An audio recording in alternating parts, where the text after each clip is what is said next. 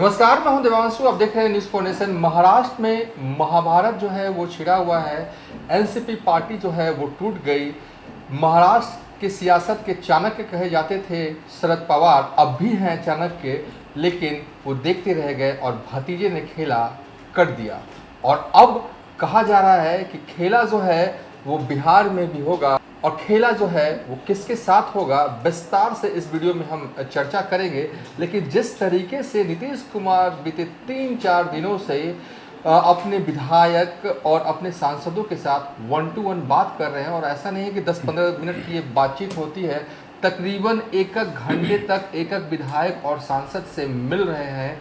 और बाहर में जो नेतागण हैं वो बयानबाजी भी खूब कर रहे हैं। और आज दिल्ली में अजीत शर्मा ये कहते हैं कि जेडीयू का तो पता नहीं, कांग्रेस इंटैक्ट है। उपेंद्र कुशवाहा कहते हैं कि टूट होगी। चिराग पासवान कहते हैं कई विधायक जो हैं जेडीयू के संपर्क में हैं। तो सवाल ये कि क्या जेडीयू टूटने वाली है, और जेडीयू को टूटने से बचाने के लिए नीतीश कुमार जो है वो 1-to-1 मुलाकात कर रहे हैं। लेकिन उससे भी बड़ा सवाल ये है कि बिहार में नीतीश कुमार की पार्टी जेडीयू का अजीत पवार होगा कौन। इस मुद्दे पर बात करने के लिए विस्तार से हमारे साथ मौजूद हैं कौशलेंद्र प्रियदर्शी। कल भी हमने एक वीडियो में विस्तार से बताया था कि जेडीयू के अंदर क्या हो रहा है, और उसको आज इलाबरेट करते हैं और बताते हैं कि पूछना चाह रहे हैं आपसे कि क्या वाकई जेडीयू टूटने वाली है। देखिए, एनसीपी के बाद ये कहा जा रहा है कि नीतीश की ही बारी है, और ऐसा इसलिए कहा जा रहा है कि वो स्वयं कई लक्षण दिखने लगते हैं कि पार्टी के अंदर की स्थिति क्या है, नीतीश कुमार चाहते क्या हैं, या आने वाले दिनों में क्या होगा। इसी तरीके से कुछ दिन पहले से यह कहा जा रहा था कि शरद पवार की पार्टी टूटेगी, जो जैसा करता है वैसा ही भरता है। थोड़ा सा इसके लिए अब थोड़ा मिला लीजिए। महाराष्ट्र में पार्टी बसंत दादा पाटिल थे, उनको धोखा दे करके ही शरद पवार मंत्री बने थे। ये खेल उन्होंने किया था, मुख्यमंत्री बने। तो सवाल ये है कि उन्होंने जैसा किया तो आज उनके भतीजे ने उनके साथ ऐसा किया, तो गलत तो किया नहीं, ये चलते रहता है। तो अब इसलिए ऐसा अनुमान लगाया जा रहा है कि वहाँ के बाद नीतीश कुमार की बारी है। चूँकि नीतीश कुमार बिहार की राजनीति के सबसे कमज़ोर कड़ी हैं, सबसे ताकतवर होने के बाद भी, यानी सीएम की कुर्सी पर बैठे रहने के बावजूद नीतीश कुमार बिहार की सियासत के सबसे कमज़ोर कड़ी हैं। परिणाम इसका सामने है कि 2020 के चुनाव में वे 43 सीटों पर सिमट गए। उसमें बीजेपी की चाल उन्होंने, या ललन सिंह ने बताया बीजेपी की चाल है, जिसके बिना पर उन्होंने 2022 में पार्टी वो एनडीए से अलग हो गए। लेकिन आपने जो सवाल पूछा कि नीतीश कुमार की पार्टी का अजीत पवार कौन होगा, पहले एकनाथ शिंदे मुख्यमंत्री बने थे तो कहा गया कि एकनाथ शिंदे कौन होगा, ये बड़ा लाजमी सवाल है। देखिए, अजीत पवार कोई होता नहीं है। होता यह है कि जब देवांशु ही विधायक हैं और उन्होंने मोर्चेबंदी कर ली, चूँकि इनके अंदर जितने लोग हैं, ऑफ द रिकॉर्ड बात कीजिए इनसे, कई लोगों से बात की गई, कॉल पे बात नहीं, व्हाट्सएप कॉल पे बात कीजिए या बाकी बात कीजिए, तो बड़ी स्पष्ट तरीके से कहते हैं कि भाई हम उस माइंड के नहीं हैं कि राष्ट्रीय जनता दल के साथ फील्डिंग करें या बैटिंग करें। उनकी मानसिकता दूसरी है। जिस तरीके से नीतीश कुमार को लेकर के बीजेपी का एक धड़ा सोचता है, और उनका दीवाना रहा कुछ दिन पहले तक, और है भी, सोचता है नीतीश कुमार के लिए सोचता है, उसी तरीके से जदयू का एक बड़ा जो नेतृत्व है, उसके अंदर जो नेता हैं, वो बीजेपी माइंडसेट की तरह काम करता है। दोनों में अंतर है ये। तो बीजेपी की तरह माइंडसेट की तरह काम करने वाले लोग हमेशा यह चाहते हैं कि लालू प्रसाद यादव के साथ हम काम नहीं करें। और हमारा जो वोट बैंक है, हम जिस वोट बैंक की राजनीति करते हैं, वो बीजेपी के साथ तालमेल रखता है। सवाल तो ये है ना, तो आखिर आने वाले दिनों में 2024 में जो लोकसभा चुनाव है, तो वोट यादव मुस्लिम, और फिर अगर नीतीश को कह ले तो कुर्मी, कुशवाहा, लेकिन कुशवाहा पर तो बड़ा स्ट्राइक हो गया सम्राट चौधरी को बना करके।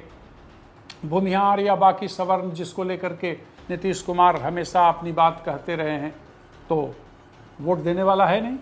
कुशवाहा वोट नहीं करेगा। नहीं, कुशवाहा करेगा कि नहीं ये तो वक्त बताएगा। हम लोग पत्रकार हैं, हम लोग नजरिए से देखते हैं, हम लोग भविष्यवक्ता नहीं है। पहला ये बात समझ लीजिए, पत्रकार भविष्यवक्ता नहीं होता। पत्रकार जिस नजरिए से जिन चीज़ों, चूंकि नेताओं से हम लोग बात करते हैं तो उन्हीं से इनपुट मिलती है, उसी आधार पर कुछ कहते हैं। तो नीतीश कुमार जिस दिन टोपी पहन करके और वहाँ गए थे, टोपी पहने थे, उसी समय अनुमान लगा लिया गया था कि खेल कुछ होने वाला है। अब लोग कह रहा है तो लोग उसी तरीके से रिएक्ट कर रहे हैं कि खेल कैसे हो जाएगा। खेल तो होगा ही। जैसे कुछ दिन पहले तक नीतीश कुमार जब गांधी मैदान से लेकर सारे जगहों पर तेजस्वी यादव को उत्तराधिकारी बताते थे, तो कोई माई का लाल था जदयू में बोलने वाला, कोई बोलने वाला नहीं था। उपेंद्र कुशवाहा के बारे में जब कहा गया कि हटेंगे, आरसीपी के बारे में कहा गया कि हटेंगे, कोई अंत तक बोल रहा था कि हटेंगे। उपेंद्र कुशवाहा ने अलग मोर्चा लिया कि नहीं लिया? उसी तरीके से असंतुष्ट लोगों की एक लंबी फेहरिस्त उनके घर में मौजूद है, जो हो सकता है कि चुनाव से पहले फट पड़े। आप जरा देखिए ना, यही तो राजनीति है कि शरद पवार प्रफुल्ल पटेल को लेकर अब यही पता उनको नहीं है कि हमारे साथ है कौन, तो इनको पता होगा। वो भी चाणक्य है, ये भी चाणक्य है। तो सवाल यही है कि आज की राजनीति में, चूंकि दिनकर की एक कविता हम दर्शकों के लिए भी हमेशा बोलते हैं, इसका ख्याल रखिएगा कि दिनकर ने कहा है, और वो भी 1960 में, कि राजनीति में मित्र कठिन है, स्व से उठा चरित्र कठिन है, और जुआरी के अड्डे पर वातावरण पवित्र कठिन है। तो राजनीति में कोई वातावरण की बात नहीं होती, राजनीति में पवित्रता की बात मत कीजिए। सियासत में चौधराहट चाहिए, साम दाम दंड भेद चाहिए। तो कुल मिलाकर कहें कि हो सकता है कि विधायक एमपी ना टूटे वो उस चंक में, उस बंक में, लेकिन नेता जो हैं वो टूट सकते हैं और इसकी मात्रा जो है वो अधिक हो सकती है और बीजेपी में जा सकते हैं छिटक कर। नहीं, देखिए, फिर जा सकते हैं की बात है। हाँ, हम कह रहे हैं कि अभी जो असंतुष्टों की एक लंबी फेहरिस्त इनके पार्टी के अंदर है, ऑफ द रिकॉर्ड बात करते हैं लोग, रिकॉर्ड में बात नहीं करेंगे, क्योंकि भाई बिल्ली के गले में घंटी कौन बांधे। तो असंतुष्टों की एक लंबी फेहरिस्त मौजूद है इनके पार्टी के अंदर। जो पद पे हैं, पदधारक हैं, वो कहीं ना कहीं से जो संगठन में हैं, हम इसकी भी बात कर रहे हैं, तो ये बड़ी बात है कि इनकी पार्टी बच जाए तो सुभान अल्लाह, बड़ी अच्छी बात है।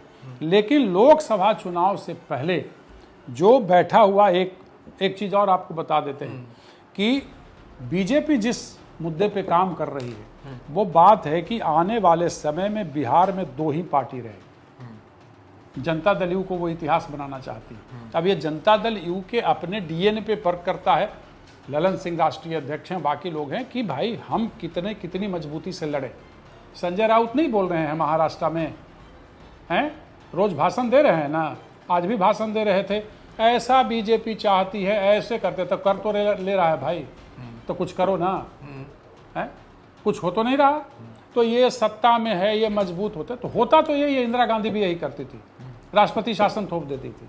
तो ये सत्ता का बेशक चरित्र है, और उस चरित्र से आप कितना बच पाते हैं मुश्किल है। चरित्र नहीं होता तो आप क्या कर रहे थे? आप घास छिल रहे थे क्या? आप राष्ट्रीय जनता दल को तोड़ दिए, आप कांग्रेस को तोड़े। अशोक चौधरी कहाँ से आए हैं? आपको भी मौका मिला, आप पारस को, आप पशुपति पारस, चिराग पासवान को आपने, चिराग पासवान की पार्टी को तोड़ दिया। तो आप कोई दूध के धुले तो नहीं है।